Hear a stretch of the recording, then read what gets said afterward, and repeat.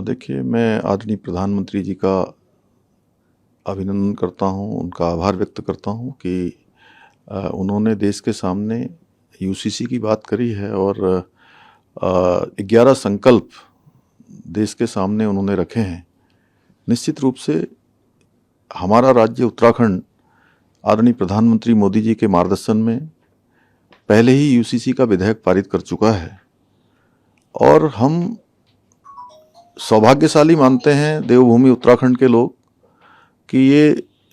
UCC की जो गंगोत्री है, यूसीसी की गंगा है। जिस प्रकार देवभूमि उत्तराखंड से माँ गंगा निकलकर पूरे देश को जल और जीवन देने का काम करती है,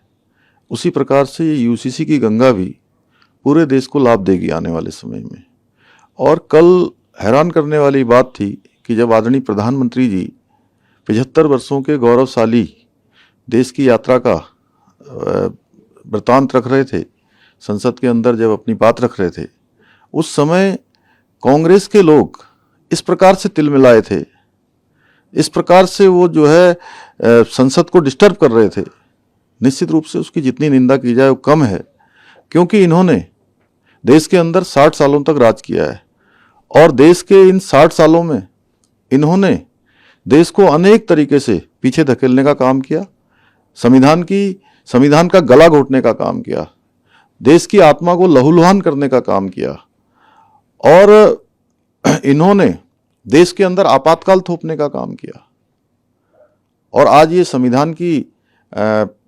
को हाथ में लेकर दर्शाने का काम कर रहे हैं, दिखाने का काम कर रहे हैं। देश की जनता भली भांति जानती है कि किसका वर्क कल्चर क्या है। आदरणीय प्रधानमंत्री जी की, भारतीय जनता पार्टी की, पूरी एनडीए की संविधान में किस प्रकार से आस्था है, किस प्रकार संविधान का सम्मान करते हैं और किस प्रकार से देश के अंदर संविधान को लागू करने का काम हर क्षेत्र में हो रहा है। मैं समान नागरिक संहिता की बात करूं तो बाबा साहब भीमराव अंबेडकर जी और जब संविधान सभा के लोग संविधान का निर्माण कर रहे थे, संविधान बना रहे थे, तो उस समय उन्होंने इसका प्रावधान किया था कि संविधान के अनुच्छेद 44 में कि देश के अंदर समान नागरिक संहिता लागू होनी चाहिए और आज उसका पालन देश के अंदर शुरू हो गया है।